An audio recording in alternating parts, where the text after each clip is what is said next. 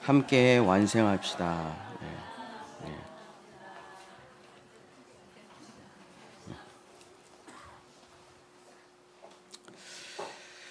오늘은 전서와 후서 그 사이에서 5번째 시간으로 미생과 완생 그 사이에서 라는 제목으로 하나님의 말씀을 전하고자 합니다. 지금 교회 옥상에 올라가면 방울토마토가 엄청 달려 있습니다. 뿌리를 잘 내렸고 줄기와 잎사귀 튼튼하게 잘 자라고 있습니다. 그러나 아직 먹을 수 있는 방울토마토는 하나도 없습니다. 다 파란색이에요. 빨간색이 돼야 되는데 지금은 다 파란색입니다. 무수히 많은 푸른 열매의 방울토마토가 아주 주렁주렁 달려 있습니다. 뜨거운 태양 아래서 또 다음 주에 비가 많이 온다는데 이 장막 가운데 아주 잘 익어가겠죠. 이미 시작되었고 아직 완성되지는 않았습니다. 그래서 우리는 미생과 완생 그 사이에 있는 것입니다. 제가 제 인생에서 가장 재미있게 본 드라마가 미생이었는데 미생이란 말은 미완성의 인생이란 뜻이죠. 그래서 완전한 인생, 그래서 미생이란 미완성의 인생, 완생이란 완전한 인생, 이런 말입니다. 이 미생이라는 드라마의 마지막 대사가 이렇게 끝납니다. 옥상에서 장그래하고 과장님하고 우린 모두 다 미생이야. 다 함께 완생을 꿈꾸며 가는 거야. 하고 옥상에서 마지막 대사를 하죠. 우리는 모두 죽기 전까지 미생과 완생 그 사이 어디쯤에 서 있습니다. 이 사도 바울은 성경에서 이미 시작됐고 아직 완성되지 않은 그 사이 어디쯤, 미생이 시작됐고 완생이 이루어지지 않은 그 어디쯤, 거기를 세 가지로 표현을 합니다. 세 가지로. 오늘 유온이가 읽어준 대로 고린도전서 13장 9절서부터 12절에 나와 있습니다. 고린도전서 13장 9절서부터 12절까지 한번 읽어주세요. 고린도전서 13장 9절서부터 12절. 우리는 부분적으로 알고 부분적으로 예언하니 온전한 것이 올 때에는 부분적으로 하던 것이 패하리라. 내가 어렸을 때에는 말하는 것이 어린아이와 같고 깨닫는 것이 어린아이와 같고 생각하는 것이 어린아이와 같다가 장성한 사람이 되어서는 어린아이의 일을 버렸노라. 우리가 지금은 거울로 보는 것 같이 희미하나 그때에는 얼굴과 얼굴을 대하여 볼 것이요 지금은 내가 부분적으로 아나 그때에는 주께서 나를 아신 것 같이 내가 온전히 알리라. 네, 사도 바울은 세 가지로 표현합니다. 부분적으로 아는 것과 완전히 아는 것 그 사이 어디쯤에 있다. 어린아이와 같은 삶, 그리스도의 장성한 분량에 이르는 삶, 그 사이에 있다. 거울로 보는 것 같이 희미한 삶, 그리고 얼굴과 얼굴을 맞대어 보는 완전히 아는 삶, 그 사이 어디쯤에 우리가 있다. 이렇게 표현을 하죠. 오늘은 이 세 가지를 한번 살펴보고 말씀을 마치려고 하는데, 어떻게 하면 살아서, 예수님은 말씀하십니다. 죽어서 완생이 되는 게 아니야. 살아있어 완생이 된 사람이 완전한 나라에 가는 거야. 죽어서 미완성으로 죽은 사람은 천국에 갈 수 없다. 이게 예수님의 말씀이죠. 99.99점. 천국에 갈 수 있을까요? 99.99점을 맞았어요. 천국에 갈 수 없습니다. 감리교회 창시자 존 웨슬리 목사님이 almost 크리스찬이라고 그랬어요. 거의 다 된 그리스도인은 천국에 갈 수 없다. 완전한 퍼펙트 크리스찬만 천국에 갈 수 있다. 예수님도 똑같이 말씀하셨습니다. 너희가 살아서 완전함을 경험하지 못하면은 죽어서는 완전함을 경험할 수가 없어. 살아서 미생으로 끝나서는 안 된다. 그리스도인은 완생으로 살아서 완생을 경험하고 영원한 나라에 들어가야 된다. 그래서 우리는 지금 아직 완생이 안 된 우리들은 그 가운데 어디쯤을 헤매고 있는 거예요. 부분적으로 하는 것, 완전한 것. 어린아이, 성인. 거울로 보는 것, 얼굴과 얼굴을 맞대어 보는 것. 이 중간 어디쯤을 계속 헤매면서 완전한 상태로 나아가지 못하는 겁니다. 그 교회가 어디냐? 고린도 교회예요. 고린도 교회. 예수를 알고 예수를 믿고 예수와 함께 죽고 예수와 함께 부활하여 거듭났습니다. 고린도 교회가 믿음이 없는 교회가 아니에요. 은사가 엄청나고 방언이 엄청나고 예언이 엄청나고 능력이 엄청납니다. 갈라디아 교회 엄청난 교회예요. 그러나 고린도 교회, 갈라디아 교회 다 완성이 되지 못했어요. 그래서 사도 바울이 끊임없이 후서라는 편지를 써보냅니다. 전서에는 복음이 담겨 있고 후서에는 어떻게 그 완전한 세계에 도달할 수 있는지를 써서 계속 보내는 거예요. 너희가 거기로 와라. 구원을 받았다면 거기로 와라. 완전한 나라로. 그래서 고린도 교회 성도들 중에 부분적으로 아는 것 가운데 헤매고 있는 성도들이 있었어요. 완전한 것을 모르고. 철학에서 가장 많이 하는 이야기가 이제 코끼리 이야기인데, 코끼리 꼬리를 잡은 사람은 코끼리를 밧줄이라고 목숨 걸고 외칩니다. 코끼리는 밧줄이야. 내가 만져봤어. 맞잖아요. 그죠? 코끼리는 밧줄이다. 코끼리의 상아를 잡은 사람은 코끼리는 뿔이라고 죽을 힘을 다해서 외칩니다. 코끼리는 뿔이야. 흰색 뿔이야. 확실해. 코끼리의 다리를 잡은 사람은 코끼리는 둥근 기둥이라고 엄청 외칩니다. 다 맞는 말이고 다 체험한 말이고 확실하고 분명해요. 그러나 부분적으로 아는 겁니다. 하늘에 올라가서 코끼리를 보면은 내가 코끼리 꼬리만 만지고 있었구나. 코끼리 다리만 만지고 있었구나. 코끼리 뿔만 만지고 있었구나. 내가 만진 건 그 일부분이구나. 코끼리에. 그리고 완전한 모습을 볼 때 코끼리에 대한 이해를 갖게 되는 거죠. 고린도 교회가 그랬습니다. 고린도전서 1장 11절 12절 고린도전서 1장 11절 12절에 부분적으로만 아는 사람들이 서로 미치도록 싸우는 거예요. 내 형제들아 근로의 지편으로 너희에 대한 말이 내게 들리니 곧 너희 가운데 분쟁이 있다는 것이라. 엄청 싸워요. 고린도 교회 성도들이. 왜 싸우냐?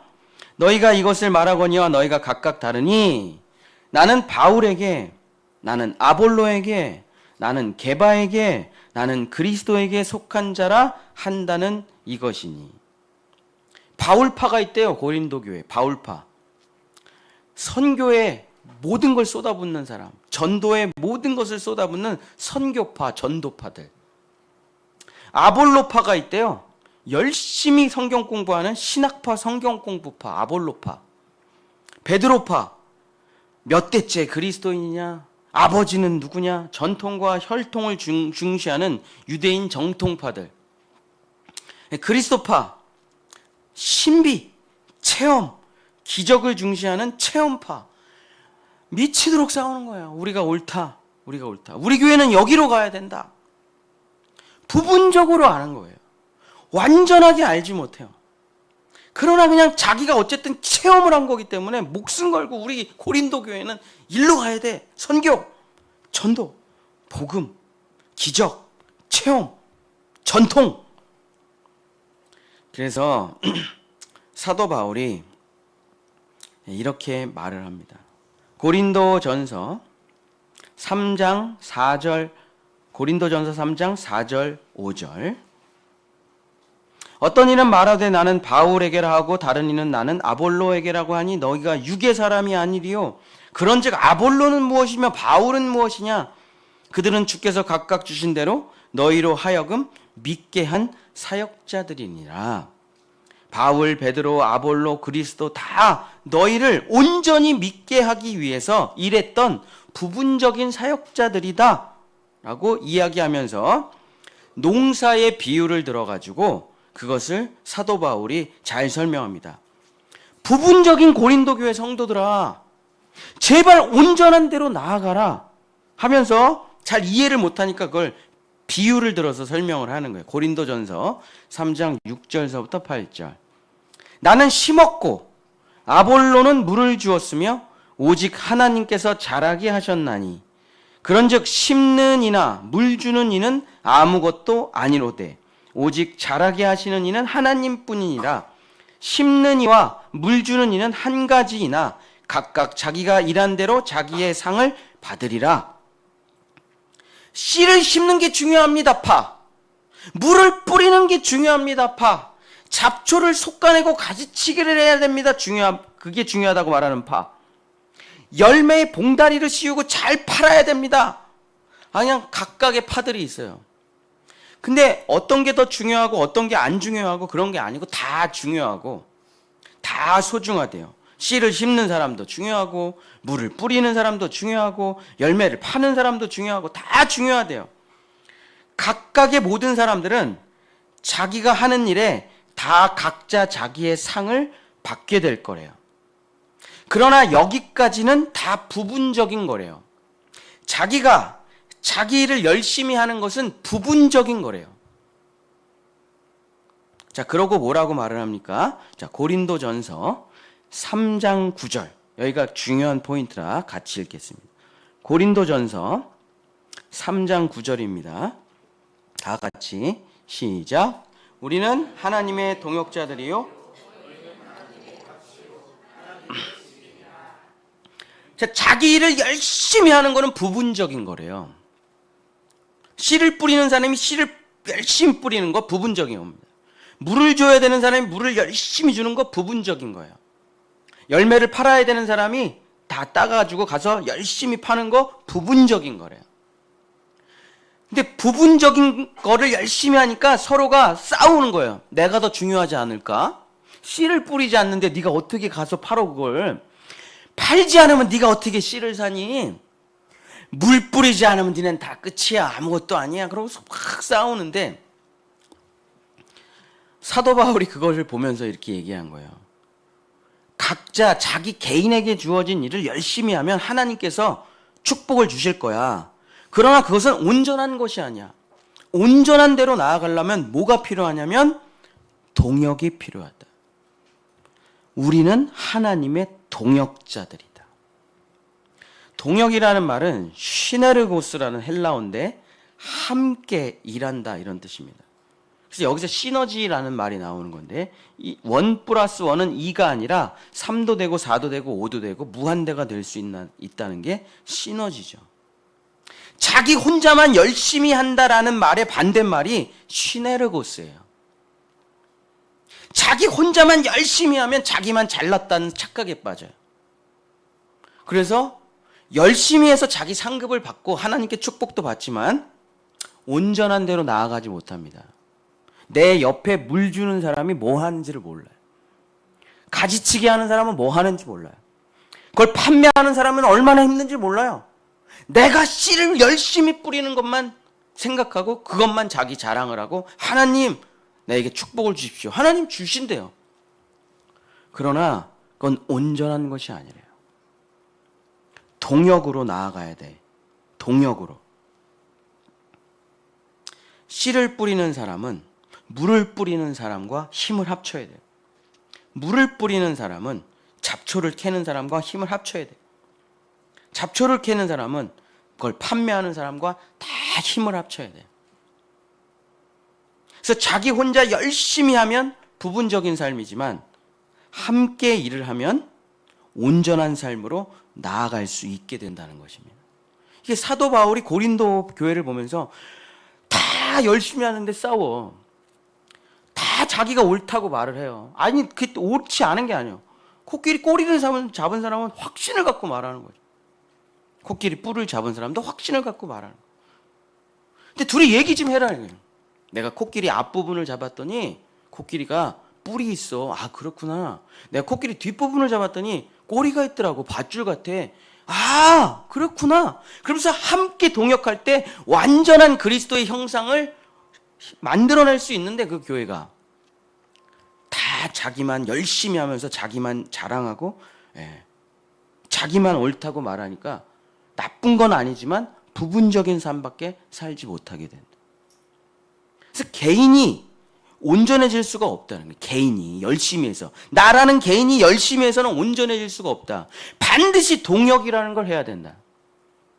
그래서 일본 교회가 1%도 안 되는 거는 동역을 안 하잖아요. 일본 교회는 개인이 그냥 예수를 믿어요. 무교회주의. 없을 무자. 무교회주의. 교회 필요 없다. 교회 가면 맨날 싸우잖아요. 교회 가면 맨날 서로 원망불평하잖아요. 그러니까 교회를 뭐하러 다니냐 이거예요. 그냥 나 혼자 성경 읽으면서 신실하고 거룩하게 신앙생활을 한다. 그게 일본의 교회예요. 그래서 기독교가 전혀 성장하지 못하고 일본은 그냥 뭐 그걸 이제 범신론이라고 그러는데 다 신이에요. 다 신. 그러나 한국은 엄청 싸웁니다. 한국 교회 특징이 뭐냐? 싸우는 거예요. 그 제가 말하는 게 아니에요. 논문 외국 사람들이 한국 교회를 방문해서 보면은 싸우는 게 특징이에요. 미국에 가서 교회를 세워도 싸우고 갈라져요. 독일에 가서 한국 교회 싸우고 갈라져요. 근데 놀라운 건 뭐냐면 하나의 교회가 두 개로 갈라져 가지고 또 열심히 해서 부흥해. 두 개의 교회가 네 개, 8개로 가면 다 열심히 해서 부흥해. 아, 왜 이렇게 싸워? 일본 교회는 하나도 안 싸우는데. 일본 사람, 우찌무라 간조 이런 사람 얼마나 대단하냐. 아우, 한국 교회 시끄러워. 한국 교회 맨날 모여가지고 싸우기만 해. 근데 우리는 건물마다 하나씩 십자가가 있어요. 건물마다 하나씩 아래는 편의점, 빵집. 빵집은 요즘 다 망해갖고 있죠, 그죠? 아래는 편의점, 영어학원, 수학학원, 그리고 지하나 3층에 꼭 교회가 있죠. 어디를 가도, 여러분 제주도 가도 교회가 있어요. 울릉도 가도 교회가 있습니다. 독도 가도, 독도는 없구나. 무슨 뭐 안면도 가도 있고요. 제 친구가 이랬던 조그만, 진짜 조그만 섬, 거기 가도 교회가 있어요. 육도, 거기도 교회가 있어요. 다 누군가가 헌신해서 다 교회를 세워놨어요. 우리는 왜 이렇게 형편없는 신앙을 가지고 있는데 맨날 모여서 싸우고 그러면서 또 같이 밥 해먹고 친해졌다가 또 교회 갈라지자 그러고 갈라지고. 근데 어떻게 대한민국 전체는 십자가로 뒤덮여 있습니까? 죽을 힘을 다해서 함께 하려고 하기 때문에.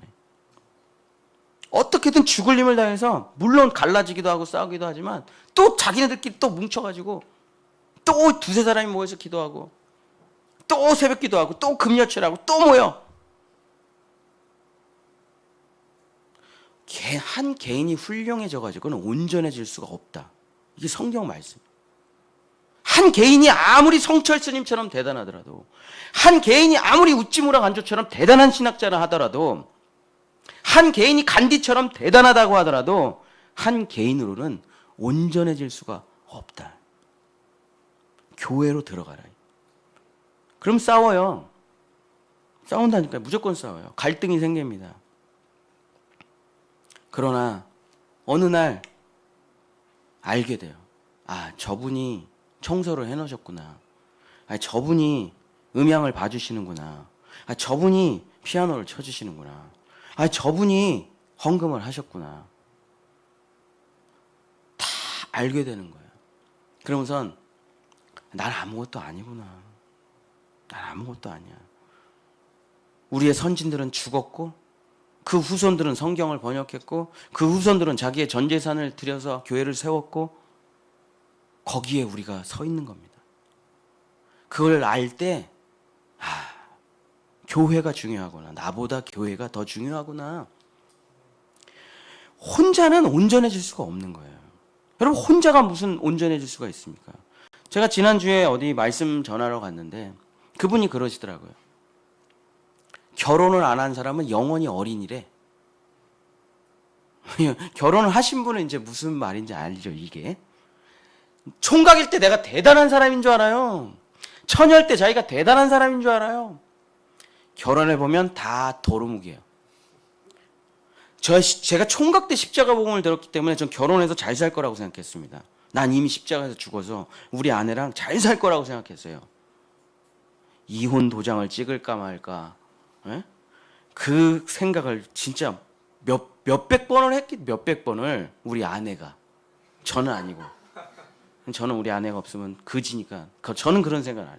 우리 아내가 얼마나 너랑 결혼한 걸 후회한다. 너랑 결혼한 게 슬프다, 비참하다. 이런 얘기 제가 많이 들었습니다. 근데 왜 그러냐면 제가 뭐 술을 먹었어요, 담배를 폈어요, 뭐 사기를 쳤습니까, 뭐 어디 가서 뭐 골프를 쳤어요, 뭐 나쁜 짓을 했어요. 난 거듭난 그리스도인이고, 난 진짜 내 모든 걸 희생해서 살아가는데도 그 아내의 마음을 모르겠더라. 아내가 입덧할 때, 어저께도 혼났는데, 아내가 입덧할 때 10년 전에 너 몰래 건빵 먹었잖아, 너. 어저께도 혼났어. 배고픈데 어떻게 해, 나는 입덧이 없잖아요. 몰라요. 그 가서 안아주고 위로하고 얼마나 힘들어. 그걸 말 못해요. 저 왜 저러지? 왜 음식을 못 먹는 거야? 뭐 이해가 안 돼요. 그게 한 개인으로서 거듭난 것 해봤지만 결혼을 하니까 다시 거듭나야 돼. 총각인 나는 죽고 남편으로 다시 거듭나야 돼요. 한 개인으로는 온전해질 수가 없어요. 결혼하고 또 둘이서 행복하게 잘 애 태어나면 두 사람이 다시 거듭나야 됩니다. 다시 거듭나야 돼요.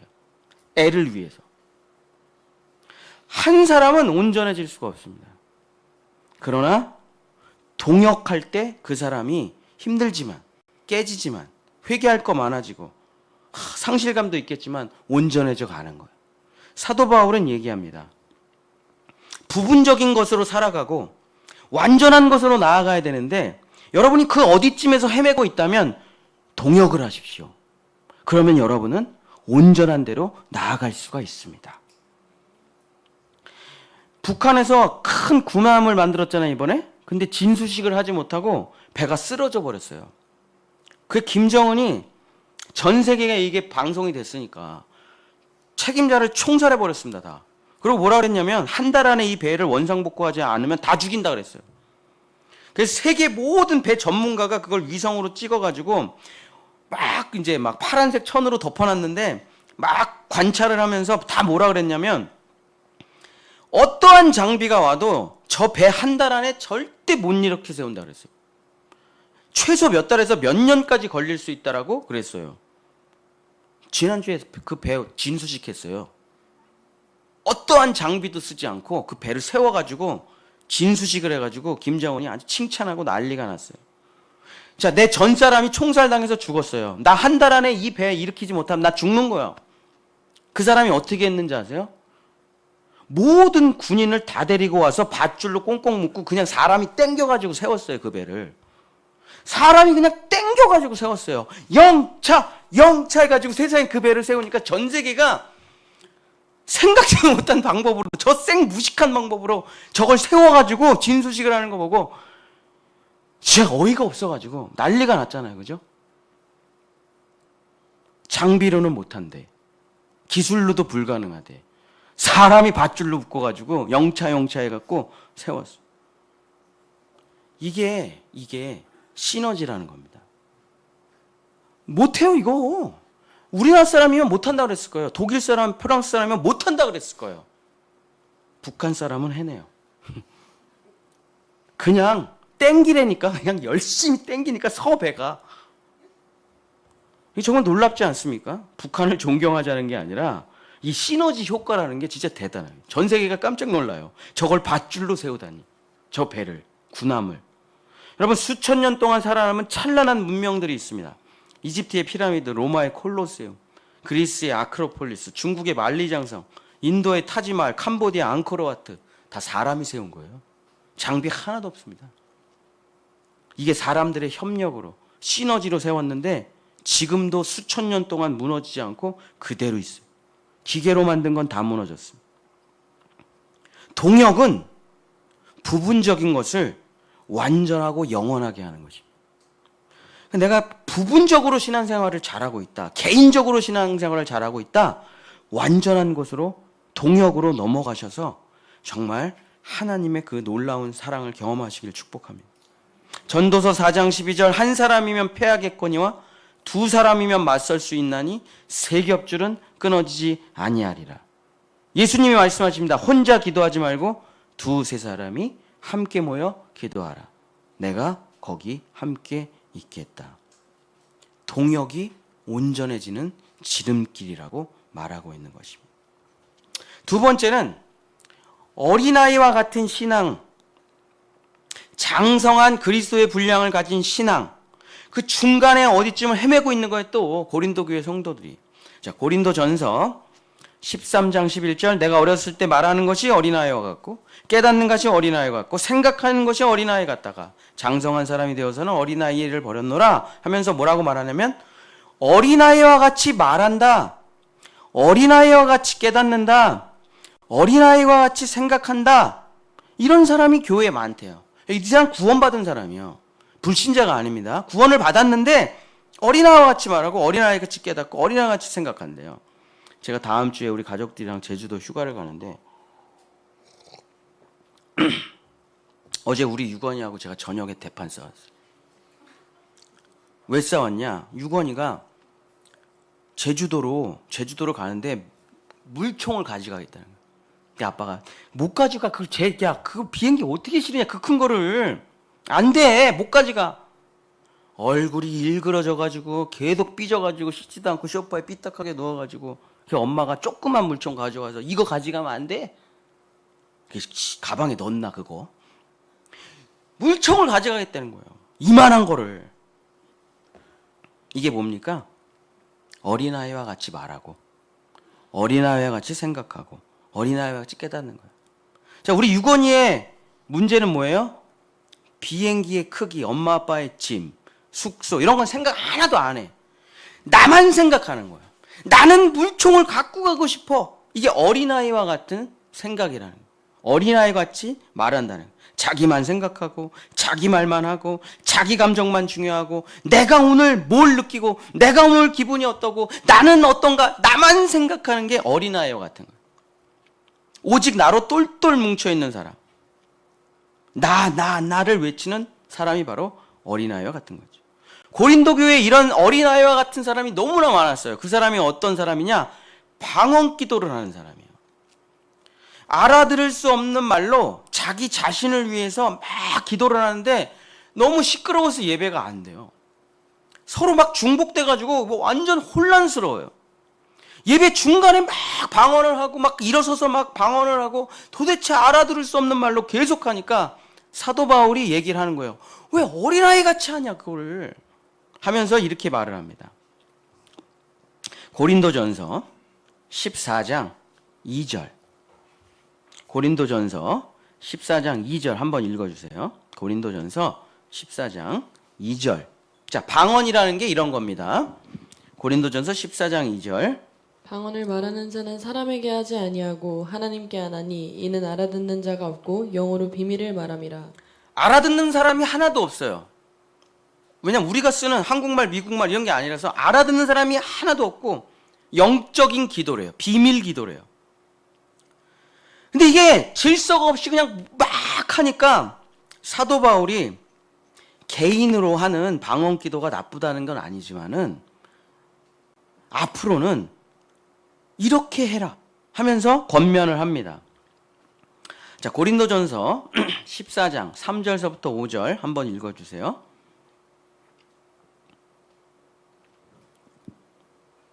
그러나 예언하는 자는 사람에게 말하여 덕을 세우며 권면하며 위로하는 것이요 방언을 말하는 자는 자기의 덕을 세우고 예언하는 자는 교회의 덕을 세우나니 나는 너희가 다 방언을 말하기를 원하나 특별히 예언하기를 원하노라.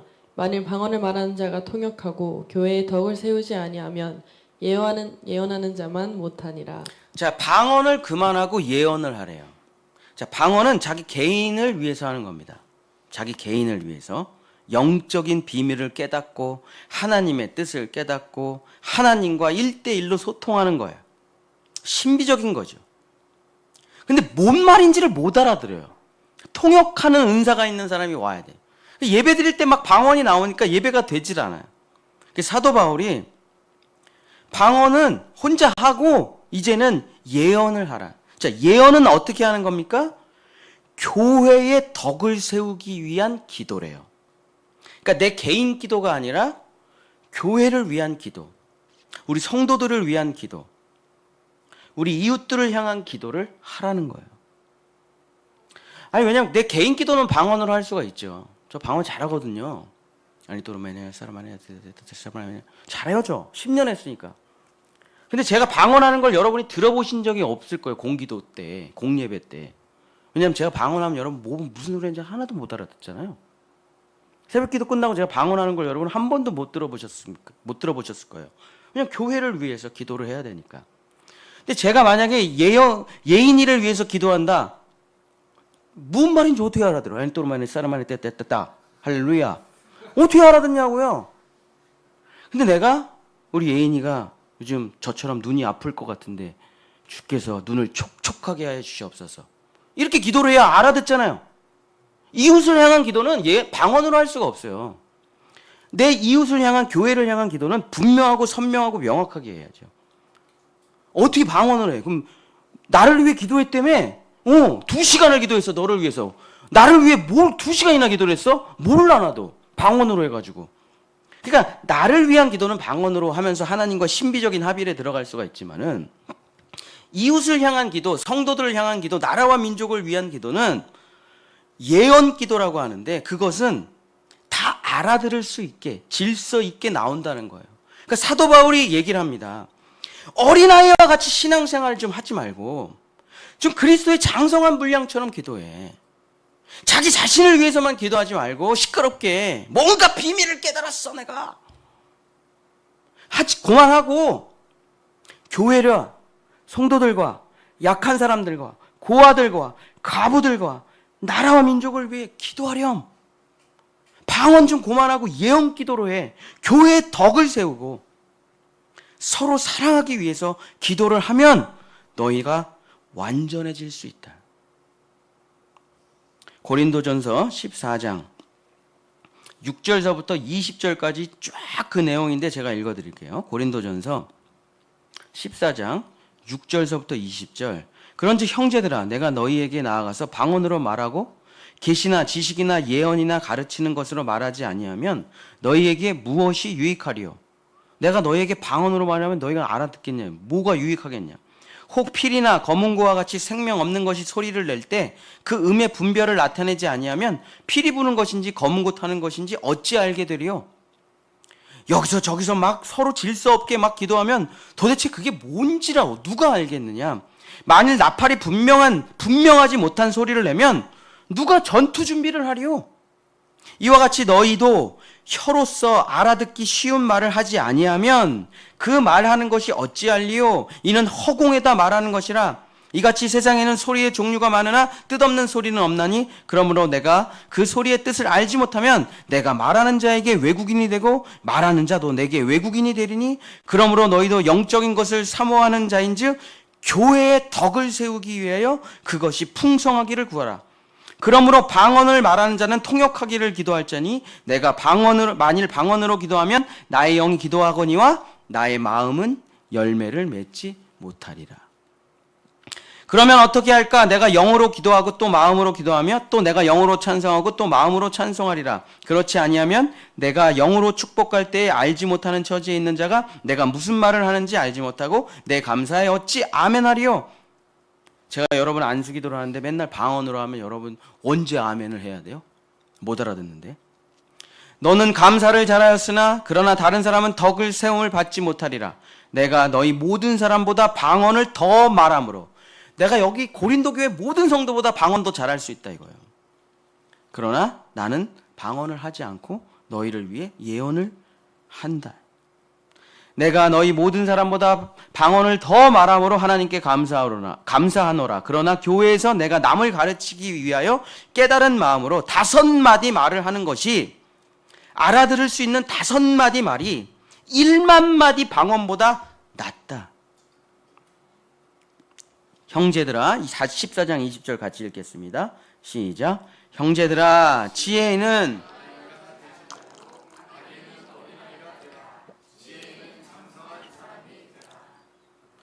개인이 예수님을 만나서 뜨거워가지고 막 열정이 타오릅니다. 좋죠. 당연히 그 과정이 있어야죠. 저 방언 10년 했다니까요. 감리교 신학대학교 옥탑방 밑에 138년 된 기도실이 있어요. 거기에서 우리의 모든 믿음의 선진들이 그 골방에서 기도했죠. 저도 거기서 1년 넘게 기도했습니다. 혼자 매일 올라가서. 거기서 매일 방언 기도를 했어요. 제 감신대 다닐 때 혼자서. 아무도 없으니까. 근데 제가 전도사가 되니까 방언 기도를 못 하겠더라고요. 아무도 못 알아듣는 얘기를 계속 저 혼자 해서 뭘 합니까? 아이들을 가르치고 아이들을 위해서 공기도를 하고 그러면서 예언 기도를 하기 시작한 거죠. 예언이라는 게 미래를 맞춘다는 예언이 아니라 하나님께서 맡겨주신 그 말씀을 전하는 기도죠. 그랬더니 교회가 성장하고 아이들은 변화되고 정말 그 아이들이 지금 다 자라가지고 목회자가 된 아이도 있고 뭐 기업가가 된 아이도 있고.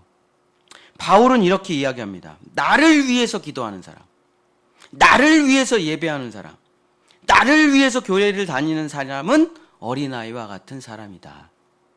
나 잘 되려고, 나 성공하려고, 나를 위해 기도하고 나를 위해 예배하고 주여 나 좀 어떻게 좀 잘 되게 해주십시오. 어린아이와 같대요.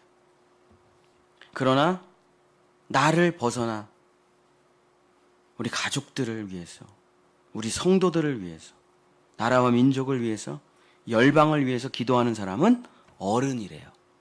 성숙한 그리스도인이래요.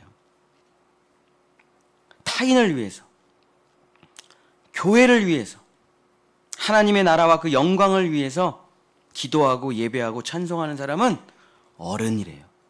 성숙한 사람이래요. 어떻게 하면 어린아이와 같은 신앙에서 벗어나서 그리스도의 장성한 분량으로 완생으로 나아갈 수가 있느냐? 타인을 위해 기도하십시오. 타인을 위해 예배하십시오. 내 가족을, 내 이웃을 위해서 예배하고 기도하고 예물을 드리세요. 우리 교회에 헌금하시는 많은 분들 중에 자기 이름으로 헌금 안 하시는 분들 꽤 많습니다. 그분 교회를 안 다니시는데 그분을 대신해서 예물 드리시는 분 많아요. 아내가 교회를 다닙니다. 근데 남편은 교회를 안 다녀요. 그런데 남편의 이름으로 11조 하시는 분 계세요. 우리 교회 계십니다. 자녀들의 이름으로, 자기 어머니 아버지, 교회 안 다니는 어머니 아버지 이름으로, 자기 친구 이름으로 헌금하시는 분들 많아요. 제 성경책 옆에 헌금 봉투가 항상 있습니다. 모르는 이름 많아요. 우리 교회 성도 아닌 사람 많습니다. 다 기도해드려요. 다 기도해드립니다. 제가 복음을 전하면서 늘 깨닫는 게 있어요. 저 사람 죽을 때까지 예수 믿고 예수 안 믿고 지옥 간 사람 보면 이런 생각이 들어요. 어떤 인생을 살았길래 단 한 사람도 이 사람에게 예수를 전하지 않았을까? 어떤 인생을 살았길래 단 한 사람도 이 사람을 위해서 헌금을 하지 않았을까? 어떤 인생을 살았길래 단 한 사람도 이 사람을 위해 중보기도를 하지 않았을까? 어떤 인생을 살았길래 정말 비참하게 죽은 고집스러운 사람. 그리스도인들이라면 우리 주변의 이웃을 위해서 기도하고 그들을 위해 예배하고 그들을 하나님 앞에 올려드리는 것이 필요합니다. 그래야 그 사람이 그리스도의 장성한 어른의 신앙을 갖고 있는 거다. 사도 바울이 말하고 있는 것입니다. 사도 바울이 이걸 뭐라고 하냐면 에베소서 4장 12절서부터 15절 제가 읽어드릴게요. 이거를 봉사라고 해요. 봉사. 이는 성도를 온전하게 하여 봉사의 일을 하게 하며 그리스도의 몸을 세우려 하려 하심이라. 우리가 다 하나님의 아들을 믿는 것과 아는 일에 하나가 되어 온전한 사람을 이루어 그리스도의 장성한 분량이 충만한 데까지 이르니 이는 우리가 이제부터 어린아이가 되지 아니하며 사람의 속임수와 간사한 유혹에 빠져 온갖 교훈의 풍조에 밀려 요동하지 않게 하려 함이라. 하면서 온전하고 성숙한 사람이 되기 위해, 그리스도의 장성한 사람이 되기 위해 뭐를 하라고 합니까? 봉사. 봉사라는 말은 헬라어로 디아코니아라는 말인데 섬김이라는 말이에요. 섬김. 나를 위해 기도하지 말고 섬김의 기도를 하라. 이웃을 섬기고 아픈 자를 섬기고 가난한 자를 섬기고 지금 어려움에 빠진 성도들을 섬기는 기도를 하라. 그러면 곧 범사의 그리스도에게까지 자랄지니. 그러면서 완전하고 온전한 그리스도의 장성한 분량에 이르는 겁니다. 다 나만 잘 되게 해주세요 하는 게 아니라, 나를 위해 기도하는 것이 아니라 섬김의 기도를 하고, 나를 위해 예배하는 것이 아니라 섬김의 예배를 하고. 여러분, 예배가 영어로 무엇입니까? 워십이죠, 워십. 그러면 다 함께 이렇게 드리는 예배를 뭐라 그래요? 서비스라고 해요, 서비스. 워십은 사실 어떻게 보면 경배라는 말이고, 예배가 진짜 정확하게 하면 서비스죠. 왜 예배를 서비스라고 합니까? 서로 섬기기 때문에. 저는 설교로 섬기고, 어떤 분은 피아노로, 어떤 분은 음식으로, 어떤 분은 청소로, 어떤 분은 방송으로, 어떤 분은 지휘자로, 어떤 분은 성가대로, 다 여러분이 서로 섬기면서 우리가 다 각자 지체지만 그리스도 예수 안에서 하나가 되는 거예요. 한 몸이 되는 거예요. 나 개인으로는 온전할 수 없어요. 나는 그냥 심장일 뿐이에요. 나는 췌장일 뿐이에요. 나는 간일 뿐이에요. 그러나 그리스도 예수 안에서 하나가 되면 온전한 신체가 되는 겁니다. 거기로 나아가라. 나를 위해 예배하지 말고, 나 잘 되려고, 나 복 받으려고 예배하지 말고 섬기는 예배로 들어가라. 워십을 넘어 서비스 들어가라. 그러면 너희는 성숙하고 온전한 그리스도의 장성한 분량으로 살아갈 수가 있다. 늦게 와서, 제가 옛날에 그렇게 교회를 다녔거든요. 늦게 옵니다. 그리고 목사님 설교만 딱 들어요. 그리고 축도하기 전에 나가요. 왜냐? 축도 끝나면 사람이 많아가지고 귀찮아지잖아요. 인사해야지. 뭐 또 늦게 내려가야지. 제가 다니던 교회가 명성교회인데, 제가 다닐 때, 지금은 뭐 인원이 엄청나겠죠. 제가 다닐 때 3만 명이었는데, 그 교회가. 목사님 축도가 끝나고 제가 3층 맨 뒤에서 모자 쓰고 예배를 드렸는데, 중학교 때. 목사님 축도가 끝나고 내려가면 교회 바깥으로 빠져나가는데 20분 걸려요, 거기는. 사람이 너무 많아가지고 걸어가질 못해요. 그러니까 축도가 끝나고 나가면 오래 걸리니까 축도 끝나기 전에 빨리 도망가야 돼요. 제가 그렇게 예배를 드렸습니다. 나만 생각하는. 교회 안 가면 뭐 벌 받을 것 같아가지고 그냥 나간 거예요. 어린아이와 같은 신앙. 어린아이와 같은. 근데 우리 교회 수많은 성도들이 예배 시간 1시간 전, 2시간 전에 와서 섬겨줍니다. 연습하고. 진짜 예배라는 거예요, 그게. 진짜 예배. 그리스도의 장성한 분량으로 나아가는 사람이라면 섬기는 예배로 들어가라. 섬기는 예배로. 그냥 자기 혼자 탁 예배 드리고 탁 하고 그러지 말고 섬김의 예배로 들어가야 온전한 그리스도의 장성한 분량으로 자랄 수 있다라고 사도 바울이 고린도 교회 성도들에게 얘기하는 겁니다.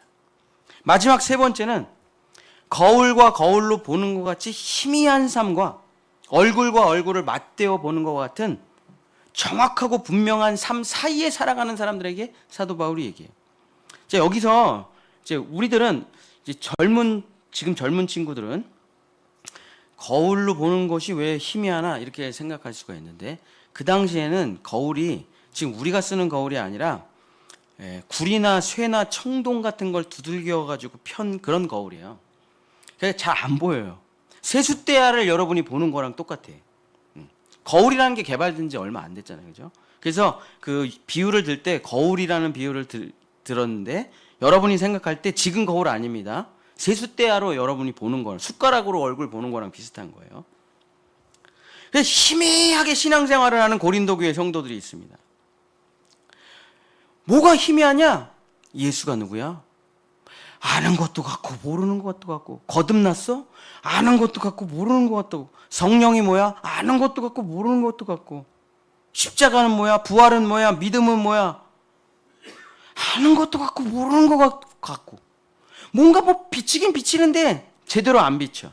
희미한. 하나님? 아는 것도 같고 모르는 것도 같고. 예수님? 아는 것도 같고 모르는 것도 같고. 성령님? 아는 것도 같고 모르는 것도 같고. 천국? 아는 것도 같고 모르는 것도 같고. 지옥? 아는 것도 같고 모르는 것도 같고. 거듭남, 옛사람, 새사람? 아는 것도 같고 모르는 것도 같고. 늘 뿌옇고 희미하고 알듯 말듯하고 어디서 들어본 것 같은데 뭐 하나 제대로 분명하게 아는 게 하나도 없는 사람이 거울의 성도들이에요. 거울의 성도들. 듣기는 엄청 들었습니다. 수십 년. 근데 뭘 물어보면 몰라요, 잘. 세상 철학, 세상 말들은 잘하는데 성경은 잘 몰라요. 바울이 이 희미한 사람들에게 이렇게 말을 합니다. 고린도전서 2장 1절서부터 5절 한번 읽어주세요. 고린도전서 2장 1절서부터 5절.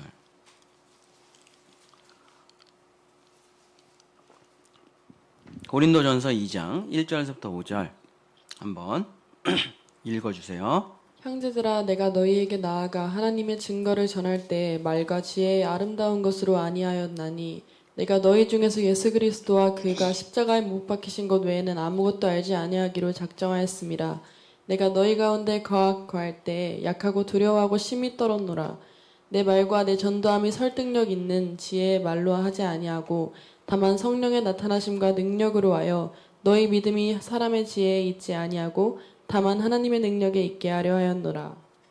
희미한 성도들에게 거울로, 청동 거울로 보는 것 같이 희미한 성도들에게 사도 바울이 이렇게 권면합니다.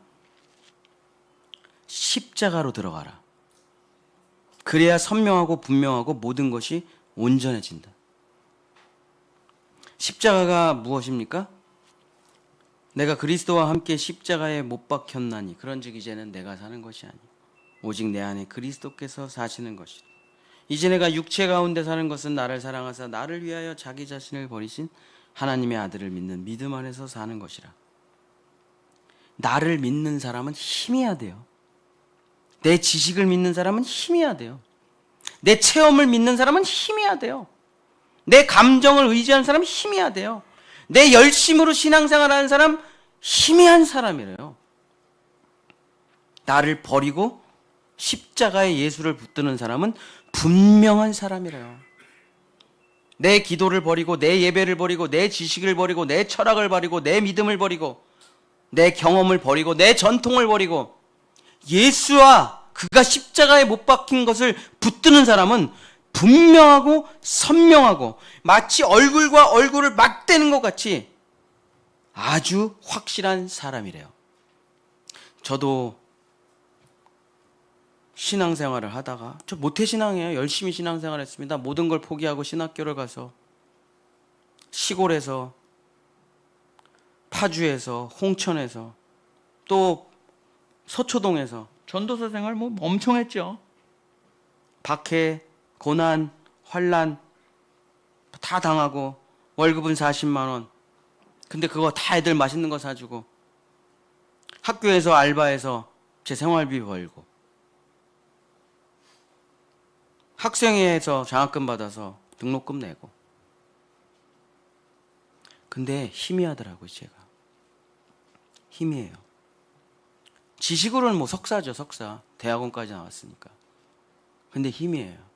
너 구원 받았어? 희미해요. 너 성령 받았어? 희미해요. 예수, 그리스도 믿어? 희미해요.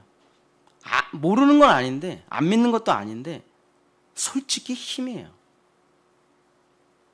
그러다가 우여곡절 끝에 십자가의 복음을 듣고 예수님과 함께 죽음을 받아들이니까 얼굴과 얼굴을 맞대는 것처럼 분명합니다.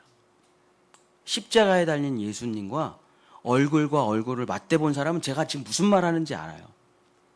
그러면은 성경 처음부터 끝까지 물론 여러 가지 어려운 배경, 지식, 뭐 제국사, 전쟁사가 있지만 성경 처음부터 끝까지 무슨 말인지 다 압니다. 예수 그리스도. 그때 분명해지더라고요. 신학교를 나와도 몰랐는데 얼굴과 얼굴을, 십자가에 죽은 예수와 얼굴과 얼굴을 제가 맞대니까 창세기 1장 1절부터 요한계시록까지 다 무슨 말인지 알겠어요. 어려운 말이 아니에요. 예수 그리스도. 그가 우리를 위하여 십자가에 못 박혔도다. 누구든지 그를 믿는 자는 구원을 받으리라. 그 얘기예요. 그 간단한 얘기를 몰라요. 희미해. 그러나 십자가의 예수와 나를 버리고 내 신앙, 저 상담학 전공했죠. 철학 전공했죠. 경영학도 전공했죠. 교육학도 배웠죠. 학교에서 교목으로 있으면서. 다 필요 없더라고. 십자가의 예수를 만난 적이 없거든요. 위대한 종교인이 되려고 했어요. 조용기 목사님 같은 사람이 되고 싶었어요.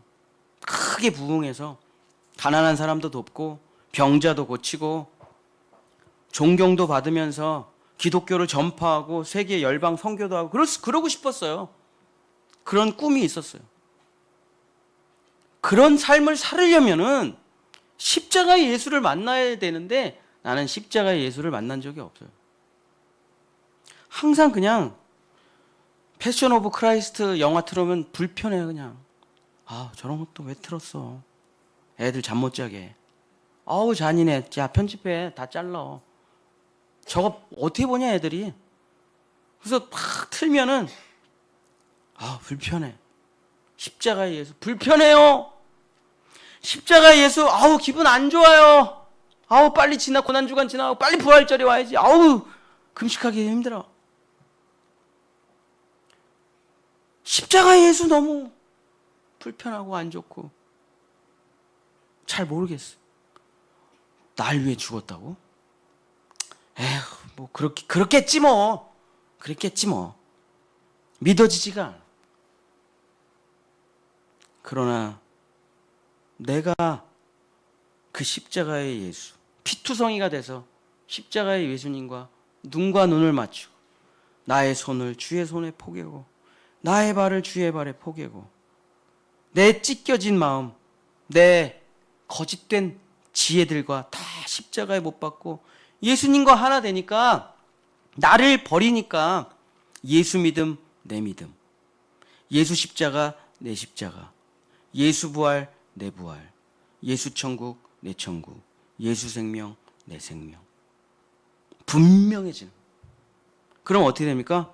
목을 자르라요. 목을 자르라. 고문을 해봐라. 고통스럽긴 하겠죠. 근데 아는 걸 어떻게 모른다 그래요? 지구가 둥글다는 걸 아는 사람이 있었습니다. 갈릴레오. 사람들은 다 지구가 평평하다고 생각했고 지구를 중심으로 우주가 돈다고 생각했어요. 근데 이걸 아는 사람이 있어. 천주교에서 박해를 해. 뭐 마음대로 하세요. 그렇게 하세요. 뭐 지동설 하세요. 그러나 자기는 안다니까요. 그래도 지구는 도는데, 지구 동그란데. 그러고 갔대잖아요. 어떻게 부인을 해요? 십자가의 예수를 진짜 만났는데. 오히려 지식적으로는 더 몰라질 수도 있고, 신학적으로는 더 몰라질 수도 있고, 철학적으로는 더 몰라질 수 있어요. 그러나 예수 그리스도께서 날 대신해서 죽으시고 지금 내 안에 있다는 것은 부인할 수가 없이 확실하다. 내 안에 계신데 어떡하냐고 그걸. 제가 죄토서를 하고 회개를 하고 자리에 앉았어요. 어느 집회에 가서 미치도록 제 죄토서를 하고 자리에 앉았어요. 그냥 내 안에 주님이 계시더라고. 이게 제가 만난 주님이에요. 그냥 계시더라고 제 안에. 그냥 알겠어요. 그냥 알겠어요. 그냥 알겠어. 뭐 설명할 수가 없어. 그냥 알겠는데 뭐 내 안에 있는 거를. 심장이 뛰는 것처럼 느껴지는데. 십자가의 예수를 만나면 여러분이 궁금하던 모든 것들이 분명하고 선명해지는 겁니다. 내 신앙, 내 경험, 내 철학, 내 신비적인 체험들 다 버리시고 십자가의 예수를 만나야 진짜 믿음이 오게 되는 거죠. 사도 바울이 그 얘기를 하는 거예요. 체험으로. 고린도 교회가 체험이 얼마나 많습니까? 고린도 교회가 은사가 얼마나 많습니까? 근데 다 불분명한 거예요. 십자가의 예수를 만나야만 너희가 얼굴과 얼굴을 맞댄 것 같이 예수를 알 수 있다. 거기로 나아가라. 사랑하는 성도 여러분, 말씀을 마치겠습니다. 우리는 부분적인 것과 온전한 것 사이에 있습니다. 부분적인 신앙을 하는 것에서 어떻게 온전한 신앙으로 나아갈 수가 있을까? 동역입니다. 동역. 우리는 어린아이와 같은 신앙생활에서 헤매고 있습니다. 어떻게 하면 성숙한 그리스도의 장성한 분량을 통해 나아갈 수 있습니까? 봉사, 섬김을 통해 나아가라. 우리는 거울로 보는 것 같이 희미한 신앙생활을 하고 있습니다. 어떻게 예수 그리스도를 얼굴과 얼굴 맞대어 보는 것 같이 분명한 신앙생활을 할 수 있습니까? 십자가로 가라. 동역, 섬김, 십자가. 여러분 이거 다 뭐예요? 케노시스죠. 십자가의 영성, 십자가의 신학, 십자가의 복음, 십자가의 도, 십자가의 말씀, 설교 다 똑같은 얘기죠. 나를 의지하고 나를 바라보고 나를 믿고 나를 생각하고 나를 위해 기도하는 걸로는 온전해질 수가 없다는 겁니다. 함께하고 도와주고 섬겨주고 봉사하고 사랑할 때 너희는 거룩하고 온전하고 성숙하고 분명한 예수 그리스도의 얼굴을 보는 것 같이 살게 된다. 제가 어렸을 때 유행하던 노래가 있습니다. 제가 이 설교를 쓰는데 이 노래가 생각나더라고요. 인생은 미완성, 인생은 미완성, 이런 노래인데 그 가사가 이래요. 인생은 미완성, 쓰다가 많은 편지, 그래도 우리는 곱게 써가야 해. 사랑은 미완성, 부르다 멎는 노래, 그래도 우리는 아름답게 불러야 해. 사람아 사람아, 우린 모두 타향인걸. 외로운 가슴길이 사슴처럼 기대고 살자. 친구야 친구야, 우린 모두 나그네인걸. 그리운 가슴길이 모닥불을 지피고 살자. 나 개인은 미완성이에요. 나 개인의 사랑도 미완성이래요.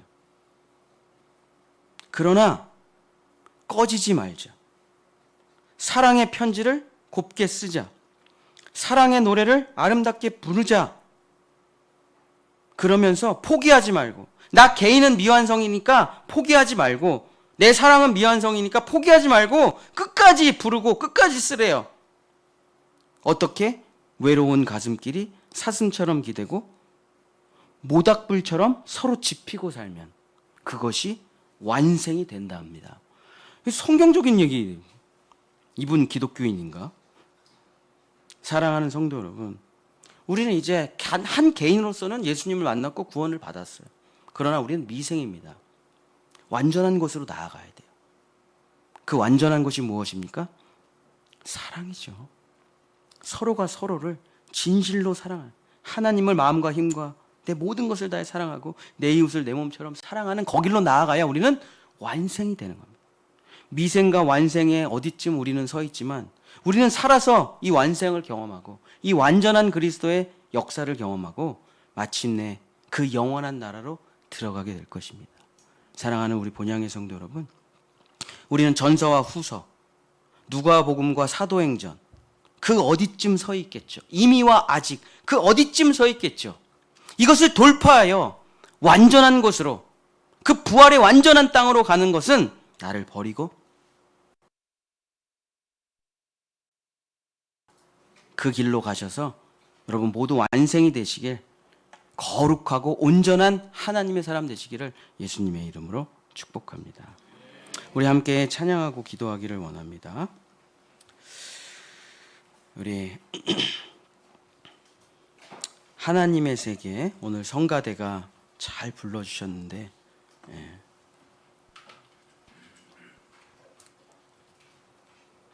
우리 이 찬양을 생각하면서 주여 주님의 세계로 들어가게 하소서. 미생으로 끝나지 말고 완전한 하나님의 나라로 들어가게 하소서. 우리 함께 찬양하고 기도하도록 하겠습니다.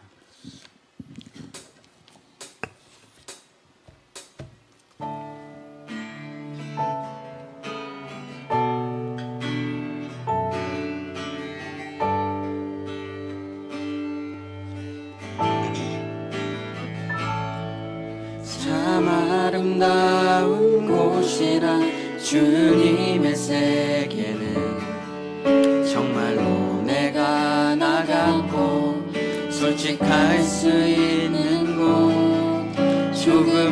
나도 내 의라 말할 수 없는 이곳은 바로 주님의 세계라. 세상은 항상 말하네 그 길이 아니라고. 곱디고 온 길이 있는데 왜 힘들게 사냐고. 단순한 선택조차 내게 꼭 없기만 한 곳. 그래도 나는 주님만 따르리. 참 아름다워라 주님의 세계는. 저 솔로몬의 옷보다 두꺼운 백합화. 주 찬송하는 듯 저 맑은 새소리. 내 아버지의 지으신 그 솜씨 참 아름다워라. 참 아름다워라 주님의 세계는. 주님의 세계는 저 솔로몬의 옷보다 두꺼운 백합화. 주 찬송하는데 주 찬송하는 듯 저 맑은 새소리. 내 아버지의 지으신 그 솜씨. 우리 한 번만 더 찬양하겠습니다. 참 아름다워라. 참 아름다워라 주님의 세계는. 주님의 세계 저 솔로몬의 옷보다 저 솔로몬의 옷보다 두꺼운 백합화. 주 찬송하는데 주 찬송하는 듯 저 맑은 새소리. 내 아버지의 지으신 그 솜씨 깊구나.